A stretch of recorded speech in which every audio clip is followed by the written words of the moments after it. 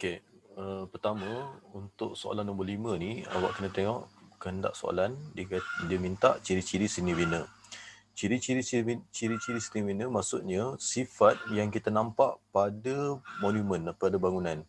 Dan kata soal kat situ adalah jelaskan. Bila jelaskan maksudnya kena ada fakta huraian contohlah. Tapi bagi soalan yang pertama cukup awak hanya bagi fakta. Okey. Sekarang jumlah markah kat situ adalah 8 markah. Bagi soalan bahagian B, 6 atau 8 markah, minima perenggan yang awak kena letakkan adalah 3 perenggan. Okay? Dan ini bersesuaian dengan soalan 5. Sebab soalan 5 awak tengok ada 3 gambar dekat situ, 3 gambar monumen, tembok besar Cina, kuil dan istana Kota Larangan. Maksudnya setiap satu mesti ada penerangan bagi dalam satu perenggan. Okey, jawapan kita lihat tembok besar Cina bagi perenggan pertama dibina oleh Maharaja Syekh Muhammad pada zaman dinasti Qin. Panjangnya lebih kurang 5,000 km, lebarnya 4.5 meter sehingga 9 meter, tingginya 7.5 meter. Zaman dinasti Ming, tembok ini disambung sepanjang 6,400 km, berfungsi untuk mempertahankan wilayahnya daripada serangan orang Han. Pembinaannya menggunakan tenaga seramai 30,000 orang. Perenggan yang kedua, Istana Kota Larangan menempatkan kediaman Maharaja dan dikelilingi tembok, mempunyai banyak dewan dan taman. Dewan berfungsi sebagai balai penghadapan serta tempat hukuman, keraiyaan dan perjumpaan. Perenggan yang ketiga terakhir, Kuil dan Pagoda, terdiri daripada beberapa buah bangunan yang merangkumi tempat tinggal, ruang tamu dan pusat pemujaan. Pagoda pula berbentuk meninggi sehingga 15 tingkat, mempunyai bentuk oktagon atau segi empat sama. Bentuk itu tidak tetap bagi semua binaan dan tempat. Okey, bagi soalan 5B kita lihat soalan ditanya mengapakah masyarakat tamadun Cina mampu membina monumen-monumen tersebut. Okey, bagi soalan 5B ni sebenarnya awak faham dulu kehendak soalan. Ditanya macam mana satu masyarakat yang bertamadun yang ada kemajuan dari segi bina, dari segi seni bina mampu bina monumen. Ingat, monumen ni bangunan-bangunan bersejarah yang hebat. So kita soalan ni minta awak jelaskan bagaimana masyarakat tamadun Cina ni mampu membina bangunan yang hebat seperti tersebut. Kita tengok jawapan.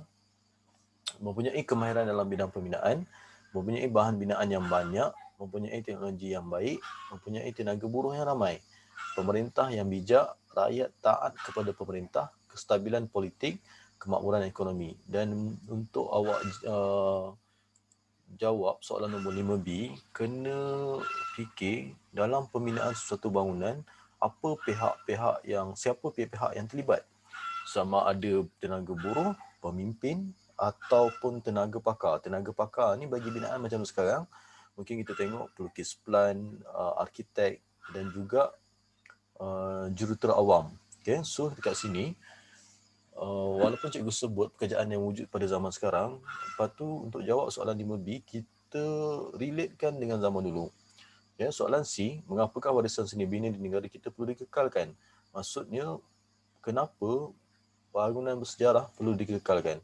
Okay, kita tengok jawapan. Bukti pencapaian sesuatu tamadun, menjadi tempat kajian dan pendidikan, tarikan kepada para pelancong, sumber pendapatan kepada negara, sebab pelancong datang dan pelancong berbelanja di negara kita sekaligus memberi pendapatan kepada negara, peluang pekerjaan kepada rakyat. Sebab tu awak tengok dekat kawasan-kawasan bersejarah kadang-kadang kita tengok ada gerai-gerai yang dibuka oleh masyarakat tempatan bagi mencari peluang perniagaan. F6 kebanggaan negara dan F7 untuk tatapan generasi akan datang. Okey, seterusnya kita pergi soalan 6. Soalan 6 dia tanya berkaitan dengan Bani Umayyah. Kerajaan Bani Umayyah tahap pertama dibentuk. Okey. Awak kena ingat kalau misalnya soalan ni masuk dan awak tak ingat pada peringkat awal. Okey. Ingat turutan peristiwa kerajaan Islam dalam tingkatan 4. Yang pertama adalah pemerintahan zaman Nabi, yang kedua Khalifah Rashidin dan yang ketiga pemerintahan Bani Umayyah. Bila disebut tahap pertama, maksudnya kita akan lihat cikgu ada sebut sebelum ni Nabi, pemerintahan zaman Nabi, Khalifah Rashidin dengan Umayyah serta Abbasiyah. merupakan kesinambungan antara satu sama lain. Maksudnya, Khalifah Ar-Rashidin meneruskan pemerintahan daripada zaman Nabi.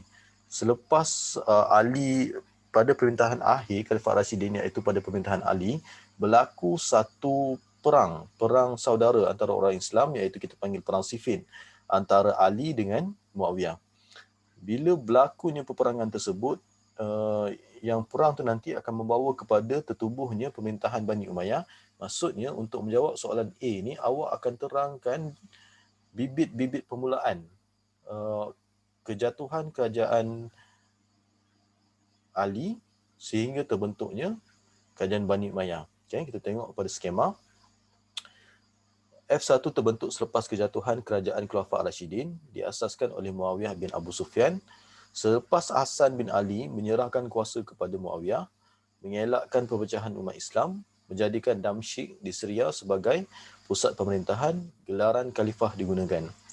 Okey, bagi soalan B, bincangkan sumbangan kerajaan Bani Umayyah dalam bidang keilmuan pada kedua-dua tahap tersebut. Ingat, keilmuan kadang-kadang diganti dengan pendidikan. Okey, jawapan dia ilmu agama, ilmu hadis, tafsir usuluddin, okey, perubatan. Yang ni, perubatan ni kalau kita tengok, awak bagi fakta pun dapat markah, tapi kalau awak bagi contoh, nak ingat contoh, kena ingat. Kalau zaman Umayyah, yang paling dekat dengan awak adalah Ibn Sina. Okay? Ingat, bagi-bagi kelas yang Ibn Sina dan yang lain, Ibn Sina merupakan tokoh yang ada pada zaman Umayyah. Okay, bahasa kalimat Al-Quran diletakkan tanda baris. Yang ni kena faham bahawa semasa zaman Umayyah, orang Islam semakin bertambah, terutamanya di kalangan orang Arab. Bila orang bukan Arab, ramai yang memeluk agama Islam, dia menjadi kesukaran pada mereka untuk memahami perkataan-perkataan bahasa Arab yang ada dalam Al-Quran. So, untuk memudahkan mereka untuk membaca, diletakkan tanda baris pada kalimat Al-Quran. Okay, sastra, perundangan. Okay, perundangan ni biasalah kalau dalam penentuan hukuman dalam Islam, dia ada kaedah ijtihad. Okay, pendidikan. Pendidikan, ingat, Umayyah, Abbasiyah dengan Turki Uthmaniyah. Dia ada sumbangan dari segi pusat pengajian. Okay? Terutamanya perpustakaan. Okay, penterjemahan, ingat, penterjemahan di mana karya Yunani diterjemahkan ke dalam bahasa Arab. Okay, awak kena ingat juga tamadun Rom, tamadun Itali, tamadun Rom dan tamadun Yunani telah dihancurkan oleh golongan barbarian. So, karya-karya yang ada dalam dua tamadun Eropah ni telah diselamatkan oleh orang Islam yang kemudian ni diterjemahkan ke bahasa Arab supaya dapat ditambah baik. Okay? F8 falsafah, F9 astronomi dan F10 adalah muzik. Okay. Bagi soalan C, kemajuan dalam aspek kehidupan yang kita nikmati adalah hasil usaha pemimpin yang berpandangan jauh. Bagaimanakah kita boleh memberi sumbangan kepada pembangunan negara agar diteladani oleh generasi akan datang? Kita tu, dia tidak khususkan kepada siapa. Dia tak tanya generasi akan datang, masyarakat atau pemimpin. Maksudnya soalan ni, dia tanya pihak yang umum. Okay? Ingat? Kat sini, bila dia cakap kata soal dia bagaimanakah, kat situ 8 markah, maksudnya awak boleh bagi 3 minima, fakta, huraian, contoh dengan inference. Okay? Dan juga boleh juga awak bagi fakta saja. Awak bagi tahu kaedah apa yang kita boleh beri, kita boleh jalankan untuk membangunkan negara. Jadi kita tengok dari jawapan. Mempertingkatkan kemajuan yang telah dicapai. Yang kedua, menyusun strategi yang lebih bijak selari dengan kemajuan masa kini. Okay, yang kedua ni kita tengok peranan pemimpin lah. Okay, F3 mempertahankan kedaulatan negara. Ini pun peranan pemimpin. F4 bergiat aktif dalam pertubuhan belia. Yang ini peranan individu, terutamanya generasi akan datang. Okay. Ingat tadi cikgu sebut peranan secara umum. Dia tak minta spesifik siapa yang kena bertanggungjawab dalam membangunkan negara. So awak boleh bagi mana-mana saja yang berkaitan sebab ini adalah soalan kebat terbuka. Okey, seterusnya nombor 7. Dasar ekonomi penjajah British telah memberi kesan kepada proses perbendaran di Tanah Melayu. Jelaskan faktor bandar di Tanah Melayu. Okey, cikgu highlightkan dekat sini perbandaran. perbandaran di tanah Melayu yang menerima kesan daripada dasar ekonomi British. Dasar ekonomi British, ingat, dia dui ekonomi. Satu, sistem ekonomi secara diri. Satu lagi, sistem ekonomi komersial. So dekat sini, ekonomi komersial sama ada melibatkan pelombongan ataupun tanaman yang bersifat komersial seperti getah. Okay, so kita tengok jawapan untuk soalan nombor 7A, kawasan yang kaya dengan semula jadi. Okay. Soalan tadi, jelaskan faktor pembenaran di tanah Melayu. Kawasan yang kaya dengan sumber semula jadi, kawasan menjadi pusat ekonomi penjajah seperti pertanian komersial, pekan yang berhampiran dengan kawasan pelombongan, pekan kecil berfungsi sebagai tempat pengumpulan nasi lombong, tempat untuk pelombong mendapatkan keperluan harian, kawasan yang mengalami pertambahan penduduk. F7, kawasan perusahaan pelombangan biji timah. F8, pusat pentadbiran. F9, kawasan yang lengkap dengan kemudahan infrastruktur seperti jalan raya, sekolah dan pusat kesihatan. F10, perkembangan sistem pengangkutan jalan raya dan jalan kereta api utama. F11, kawasan yang menjadi penghubung kepada kawasan lain. F12, kawasan yang strategik seperti bandar besar seperti Kuala Lumpur. Okay, untuk soalan ni sebenarnya kalau awak terangkan berkaitan dengan pelombongan pun tak ada masalah.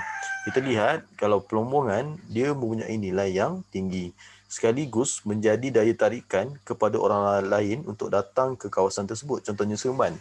Ya, Seremban dulu kita panggil Sungai Ujong. Bila ramai orang datang ke kawasan pelombongan untuk terlibat dalam aktiviti pelombongan biji timah, dia telah menyebabkan kerajaan terpaksa lengkapkan dengan pelbagai kemudahan kawasan tersebut. Okay? Pusat pentadbiran, perbankan dan perdagangan dan juga kemudahan infrastruktur yang lain. Sebab tu kalau awak perasan, di Seremban, stesen komuter tu adalah stesen komuter yang telah wujud pada dalam tempoh masa yang agak lama. Dan sebenarnya dia ada satu track daripada landasan kereta api daripada Seremban tu ke Port Dickson yang berfungsi sebab untuk memindahkan biji timah daripada Sungai Ujong ke pelabuhan yang ada di Port Dickson pada zaman dulu. Okay. Right, dan soalan seterusnya, soalan nombor 7B, terangkan usaha kerajaan British dalam mempertingkatkan taraf kesihatan di Tanah Melayu pada akhir abad ke-19. Okay. Yang pertama, tubuhkan hospital, pusat kesihatan kecil, hospital persendirian oleh orang persolongan, Institut Pendidikan Perubatan, Sanitary Board, okay, sanitasi lah. Okay, dan seterusnya F6, menjaga kesihatan. Okey, soalan 7C, apakah langkah-langkah yang perlu diambil oleh kerajaan Malaysia dalam mengurangkan penularan wabak penyakit? Okey, soalan ni dia kemungkinan masuk tahun ni sebab kita tengok soalan ni ada kaitan dengan kita pada waktu sekarang, iaitu dalam membasmi wabak COVID-19. Okey, kita tengok 7C, jawapan dia, menjaga kesihatan diri agar dapat menghalang penyakit daripada merebak, menjaga kebersihan persekitaran, membina lebih banyak pusat pendidikan, melancarkan kempen gaya hidup. F5, membina lebih banyak hospital. F6, membuat hebahan melalui iklan. F7, menghalang kemasukan pekerja asing yang berjangkit. F8, mempertingkatkan kesedaran dan pengetahuan. F9, melancarkan ceramah kesihatan. F10, Kementerian Kesihatan turut memantau kawasan kediaman. F11, mendenda kedai-kedai makanan. F12, memperkasakan pendidikan kesihatan di sekolah dan universiti. Okey, kelas yang ni sebenarnya kalau keluar dalam soalan, awak boleh jawab dengan awak ingat balik apa yang kerajaan buat dalam mengurangkan penularan wabak COVID-19. Okey, 8, gambar di bawah berkaitan dengan birokrasi barat di Thailand. Apakah sistem birokrasi barat? Ingat, kata soal apakah. Kata soal apakah cukup dengan bagi fakta dengan mengikut jumlah markah. Bila 4 markah, maksudnya 4 lah fakta. Okey, soalan yang pertama untuk 8A, Thailand tidak pernah dikuasai oleh imperialis barat. Sistem birokrasi barat diperkenalkan sendiri oleh pemerintah, iaitu Raja Mongkut dan Raja Chulalongkorn. Kemunculan golongan baru, sistem raja perlembagaan. Raja Mongkut melantik 80 orang penasihat barat. F7 juga melatih pegawai tempatan, penasihat kewangan, pelabuhan dan polis daripada Britain. F9, penasihat kastam dari Amerika dan penasihat ketenteraan dari Perancis. F10, juru audit dari Britain dilantik berkhidmat dalam pembendaharaan negara. F11, Raja Chulalongkorn memperkenalkan Majlis Penasihat Rendah, Majlis Mesyuarat Tertinggi dan Kabinet Menteri. Okey, ingat nasionalisme dan nasionalisme Thailand adalah agak unik sebab bila disebut tidak pernah dikuasai, maksudnya nasionalisme pada peringkat awal bagi Thailand bukanlah menentang penjajah. Okey, sekarang kita tengok itu bagi soalan 8A, dia lebih menyentuh kepada pemodenan yang dilakukan oleh Thailand bagi mengelak penjajahan. B, huraikan perkembangan nasionalisme tahap pertama dan tahap kedua. Okey, kita tengok tahap pertama berkembang daripada kegelisahan rakyat, penguasaan politik oleh kerabat diraja, kuasa mutlak dipegang oleh raja, perkembangan sistem pendidikan barat, fahaman liberal, sistem demokrasi raja berperlembagaan, rakyat tak puas hati dengan sikap boros Raja Vajiravud. Okay, ingat motif utama bagi nasionalisme tahap pertama Thailand adalah menentang sistem raja berkuasa mutlak. Okay. Tahap kedua ni awak kena ingat keyword untuk nasionalisme tahap kedua bagi Thailand adalah menentang penguasaan ekonomi, monopoli ekonomi daripada pemodal barat dan pemodal Cina. Okay. F10, penentangan antara liberal dan tentera, gerakan anti-Cina, pemburuan ekonomi. F11, rasa tak puas hati terhadap penguasaan ekonomi kapitalis barat dan orang Cina. F12, Fiba Songgram meluluskan undang-undang yang menyekat kebebasan dan penguasaan ekonomi Cina. F13, sekolah Cina ditutup dan akhbar Cina diharamkan. F14, jawatan tinggi kerajaan dikhususkan untuk penganut agama Buddha. F15, nama Siam ditukar kepada Thailand yang bermaksud tanah bebas. Okey, kita tengok pada soalan 8C pula. 8C sebagai generasi muda. Okey, kalau tadi soalan kebat terbuka di umum, yang ini dikhusus kepada generasi muda. Apakah persiapan? Kata soal apakah? Kehendak soalan persiapan. Okay, yang boleh anda lakukan untuk mempertahankan negara kita daripada sebarang bentuk penjajahan. 8 markah. Bila kata soal apakah, awak bagi fakta sahaja. Okay. Kita tengok berwawasan dan berpandangan jauh, setia kepada negara, taat kepada pemimpin, mengamalkan gaya hidup sihat, menjauhi gejala negatif, meningkatkan kemahiran dalam pelbagai bidang, memperkukuh undang-undang. Okay, soalan ni skema bagi 7 tapi 8. Okey, kalau kita cakap mempertahankan diri daripada sebarang bentuk penjajahan, yang mungkin awak boleh tambah untuk soalan 8C, meningkatkan pengetahuan dalam pelbagai bidang. Macam F6 tadi, meningkatkan kemahiran. Ini meningkatkan pengetahuan ataupun belajar bersungguh-sungguh. Okey, soalan 9. Soalan 9, kalau keluar dalam soalan bahagian B, ada SPM nanti, kalau awak tak kuasai untuk soalan 9, tak perlu ambil sebab A dengan B itu melibatkan fakta dan jumlah markah kat situ bagi soalan A dan B untuk soalan 9 adalah 14 markah. Okey, kita tengok. Yang pertama, bagaimanakah amalan real politik digunakan untuk membentuk negara Itali dan Jerman.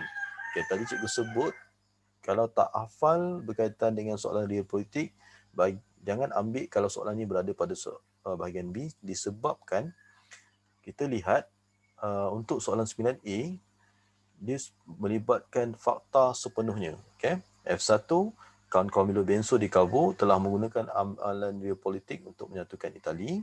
Okay, diterangkan berkaitan dengan siapa yang mengasaskan fahaman real politik ni, iaitu Niccolo Machiavelli.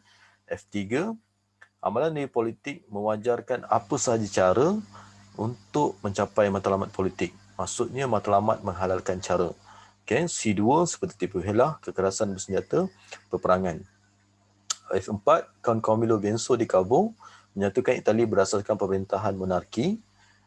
F5, kawan-kawan Milo Benso bekerjasama dengan Napoleon III, pemerintah Perancis bagi menentang Austria pada 1860. Itali berjaya menewaskan Austria hasil bantuan Napoleon III. Melalui penghutang suara di Cabo, mempunyai sokongan majoriti rakyat untuk menyokong Itali. F8, Count Camillo Benso di Cabo memperoleh wilayah Venetia dan hasil kerjasama Itali membantu Prussia mengalahkan Austria. F9, Count Camillo Benso di Cabo berjaya menyatukan Rom dan Itali setelah Perancis mengundurkan tenteranya dari Rom. F10, Di Jerman, Otto Eduard von Bismarck mengamalkan politik dan politik darah dan besi untuk menyatukan Jerman. Taktik tipu helah lebih kurang macam Concomilo Benso di Cabo. Pembahasan dokumen, provokasi, penipuan dan ugutan. F12, rakyat Jerman menerima sistem kediktatoran Bismarck untuk menyatukan Jerman. F13, Bismarck menggunakan isu membenci kuasa asing untuk memenangi dan membangkitkan semangat rakyat Prusia di medan tempur. Okey, satu lagi awak kena hati-hati untuk soalan ni bila disebut amalan politik yang digunakan di Itali dan Jerman. Kat situ dua negara, bila dua negara, awak kena sepatutnya awak kena sentuh amalan politik di dua negara. Okay, sebab dia minta disebut kat situ Itali dengan Jerman. Jangan sebut satu saja. Okey, soalan 9B, apakah yang dikatakan penyatuan melalui prinsip Islam dalam pembentukan negara Madinah? Okey, kita tengok pada jawapan. Okey, Nabi Muhammad menyusun perlembagaan terlebih dahulu sebelum mengasaskan kerajaan Islam Madinah. Ini berbeza dengan amalan politik. F2, Piagam Madinah berjaya menyatukan penduduk yang berbilang kaum, iaitu orang Yahudi, Kristian dan Arab. Ingat balik, dekat Madinah ada 3 sahaja kaum. Right? F3, baginda berjaya membentuk kerajaan Islam Madinah melalui cara diplomasi. F4, musyawarah. F5, pemuafakatan. F6, pembentukan kerajaan Islam Madinah membuktikan wujud amalan kerjasama dan muafakat serta antara pemimpin dengan pemimpin. F7, pemufakatan antara pemimpin dan rakyat. Okey, yang seterusnya, kita tengok soalan 9C. Ramalkan jika konsep real politik ni diamalkan oleh pemimpin pada hari ini. Okey, yang ni awak kena ingat. Real politik ni positif ke negatif? Ataupun banyak mendatangkan kebaikan ke banyak mendatangkan keburukan? Real politik banyak mendatangkan keburukan sebab matlamat menghalalkan cara. Maksudnya, dia tidak ada nilai moral kat situ. Okay? Apa sahaja yang cara yang dirasa sesuai untuk membantu dia mencapai matlamat, itu akan digunakan. Maksudnya termasuklah cara yang jahat. Okay? Sebab tu kita tengok kesan mesti benda yang negatif. Okay? Bila kita tengok jawapan, okay, yang pertama, fakta pertama, berlaku pembunuhan. Fakta kedua, muncul permintaan kuku besi. Fakta yang ketiga, tipu helah. Fakta yang keempat, berlaku peperangan. F5, ekonomi merosot. F6, rakyat berada dalam ketakutan. F7, rakyat akan bangun memberontak dan berlaku pemberontakan. F8, negara kucak-kacir dan huru-hara. Okay, seterusnya, kita pergi kepada soalan 10. Soalan 10 pun kalau berada pada bahagian B, awak tak kuasai bahagian B dengan baik, tak perlu ambil sebagai pilihan soalan awak. Okay, tapi kita tengok juga kalau misalnya soalan ni masuk pada bahagian A, iaitu soalan yang wajib jawab. Okey, 10A, apakah usaha yang dilaksanakan untuk memajukan bahasa Melayu dalam bidang pendidikan selepas merdeka? Okey, ini kat situ bermula dengan 4 markah, usaha ataupun langkah-langkah. Okey, 10A kita lihat penubuhan sekolah menengah yang menggunakan bahasa Melayu sebagai bahasa pengantar, Sekolah Alam Shah, Sekolah Seri Puteri, Sekolah Sultan Abdul Halim di Kedah. Okey, F2, bahasa pengantar di sekolah rendah Inggeris ditukarkan kepada bahasa kebangsaan secara berperingkat-peringkat. Bahasa pengantar tu maksudnya bahasa komunikasi lah. Okey, penubuhan Universiti Kebangsaan Malaysia yang menggunakan bahasa Malaysia sebagai bahasa pengantar, bahasa komunikasi. F4, bahasa Melayu menjadi bahasa pengantar di semua sekolah menggantikan bahasa Inggeris. Okey, soalan 10 P. Bagaimanakah bahasa Melayu memainkan peranan sebagai bahasa perpaduan? Okey, jawapan dia, bahasa pengantar dalam proses pengajaran dan pembelajaran, medium pertuturan di sekolah dan institut pengajian tinggi, diguna pakai dalam majlis rasmi dan tidak rasmi, diguna pakai dalam bidang penyiaran, media massa dan media elektronik, mudah difahami oleh semua peringkat umur, mudah dipelajari, subjek wajib lulus dalam peperiksaan sijil pelajaran Malaysia, komunikasi dalam bidang kejaya, penguasaan bahasa Melayu yang baik oleh kaum-kaum lain. Ingat, bila kita bertutur dalam bahasa yang sama, maksudnya kita akan wujudkan persamaan antara satu kaum dengan kaum yang lain. Okay, sekaligus memudahkan untuk menjadi sebagai alat perpaduan.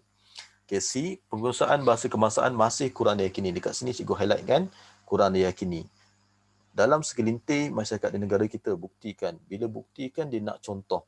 Okay, so dekat situ, kita kena bagi contoh yang menunjukkan penguasaan bahasa kebangsaan masih kurang diyakini. Maksudnya, dalam kata lain, orang tempatan ataupun rakyat Malaysia tak yakin ataupun tak gemar betul-betul dalam bahasa kebangsaan. Okay, kita tengok jawapan. F1, pencemaran bahasa, kesalahan bahasa dari aspek tata bahasa, ejaan dan istilah, penggunaan bahasa rojak. Fakta yang ketiga, pengaruh bahasa asing yang digunakan secara meluas. F4, sikap masyarakat yang memandang sepi bahasa Melayu ialah bahasa kebangsaan. F5, penguasaan bahasa Inggeris lebih dititik berat dalam bidang kerjaya. F6, persepsi masyarakat yang menganggap bahasa ini tidak memberi kemajuan dalam kehidupan. F7, perjuangan penggunaan bahasa Melayu hanya dilakukan oleh tokoh-tokoh bahasa dan sastrawan. F8, pembendaraan kata berkaitan sains dan teknologi lebih banyak dalam bahasa Inggeris. F9, usaha menterjemah bahasa asing ke bahasa kebangsaan masih lagi perlahan. Okey, seterusnya kita pergi kepada soalan yang terakhir iaitu soalan 11. Pengubalan dasar luar Malaysia. Ingat, dasar luar hubungan negara kita dengan negara lain. Dan dia ada dua bentuk. Sama ada bilateral, negara kita dengan satu negara yang lain. Dan satu lagi multilateral. Multilateral, negara kita dengan banyak negara. Banyak negara tu maksud cikgu pelibatan negara kita dalam persatuan. Okey, soalan A, uraikan faktor yang berikut. Maksudnya faktor ni macam kenapa kita jalinkan hubungan negara kita dengan negara lain, atas dasar apa? Okey, kita tengok yang pertama faktor sejarah, yang kedua faktor ekonomi. Okey. Faktor sejarah, fakta yang pertama, sejak zaman Kesultanan Melayu Melaka telah terjalin hubungan dengan negara luar seperti China, Arab, Siam dan negeri-negeri di Kepulauan Melayu. F2, lebih berbentuk perdagangan. F3, pada masa ini terjalin hubungan Melayu serumpun di Kepulauan Melayu. F4, termasuk negara hari ini yang dikenali sebagai Indonesia, Brunei, Singapura dan Malaysia. Okey, kita tengok yang atas tu lebih kepada sejarah masa Kesultanan Melayu Melaka. F5, kita tengok pula selepas merdeka, Malaysia menyertai Commonwealth. Commonwealth, negara-negara yang pernah dijajah oleh British. Okay? Seterusnya, kita tengok pada faktor ekonomi. Faktor ekonomi, Malaysia mengamalkan pasaran bebas. Okey, ekonomi maksudnya ingat perkara-perkara yang mendatangkan pendapatan. So kat sini, bila kita ada suatu produk, kita kena jalinkan dengan negara, hubungan yang baik dengan negara yang kita nak jual untuk memudahkan aktiviti ekonomi berjalan dengan lancar. Okay? Sebab tu kita tengok F1, Malaysia mengamalkan pasaran bebas. Awak tengok pada huraian, menjalinkan hubungan baik dengan negara-negara lain di dunia. H1B, Malaysia merupakan pengeluar utama getah dan biji timah. Sebab tu cikgu sebut tadi, bila kita pada peringkat awal, baru merdeka, kita berada pada kategori negara dunia ketiga. Negara dunia ketiga, aktiviti ekonomi utama adalah berkaitan dengan apa yang ada. Iaitu macam kita ada pertanian dengan lombong. So kat situ, kita akan jual produk-produk kita ni kepada negara-negara yang nak beli. So kat situ, kita kena buat hubungan yang baik supaya negara tersebut boleh beli barangan yang dihasilkan oleh negara. Okey. F2 kita tengok menggalakkan pelaburan asing. Okey, yang ni dia dah masuk pada zaman Tun Dr. Mahathir, di mana bila kita dah masuk kepada kategori negara membangun, negara yang aktiviti ekonomi dia adalah memfokuskan kepada industri. Okey, sebab tu kita tengok F2 menggalakkan pelaburan asing, meningkatkan ekonomi negara dan menyediakan peluang pekerjaan. Okey, seterusnya kita teruskan dengan soalan 11B, apakah isu? Isu ni perkataan yang sinonim adalah masalah ataupun halangan yang dihadapi oleh negara kita pada hari ini dalam melaksanakan dasar luar. Kat situ awak tengok 6 markah. Bila 6 markah, kata soal apakah? Maksudnya 6 lah masalah yang awak kena senaraikan. Okey, pertama, pertindihan tuntutan wilayah seperti Pulau Batu Putih, Ambalat dan Pulau Sipadan serta ligitan dengan Singapura, Indonesia dan Filipina. Masalah tuntutan perairan zon ekonomi eksklusif dengan negara serantau dan China. F6, pencerobohan perairan negara oleh kapal dan nelayan asing. F7, seperti kapal peronda China dan nelayan Vietnam. F8, masalah kebanjiran pendatang asing tanpa izin. F9, seperti Rohingya dan negara serantau. F10, ancaman dan pengganas serentak sepadan. F11, pengganas hulu di Sabah, ISIS dan Jemaah Islamiyah, JI. F12, sekatan terhadap komoditi negara oleh negara luar. Macam sekarang kita mengalami isu di mana Amerika dan Eropah menyekat sawit yang dihasilkan di negara kita. Okay, itu menjadi halangan lah bagi kita dalam melaksanakan dasar luar sebab ini menimbulkan konflik antara dua negara. Okey, C, tengok. Ni pun soalan yang kebat terbuka. Sekiranya anda adalah Perdana Menteri Malaysia, apakah langkah yang akan anda ambil untuk mengukuhkan dasar luar Malaysia? Dia tanya sebagai Perdana Menteri. Soalan ni khusus, okey? Khusus spesifik peranan Perdana Menteri. Dan kata soal kat situ apakah? Maksudnya langkah tu awak bagi fakta sajalah, bagi langkah sajalah. 6 langkah mengikut jumlah markah. Okey, 11C kita tengok mengadakan hubungan dengan semua negara tidak kira blok atau fahaman. Macam kita buat dasar berkecuali lah. F2 menggalakkan pelaburan asing ke dalam negara. F3 mengamalkan dasar berkecuali dan tidak memihak kepada kuasa besar dalam sebarang konflik. F4 seperti isu di Laut Cina Selatan yang melibatkan Amerika Syarikat dan China. F5 berkongsi maklumat dalam membanteras kegiatan jenayah rentas sepadan dan keganasan. F6 menggalakkan program pertukaran budaya dan teknologi di kalangan negara dunia.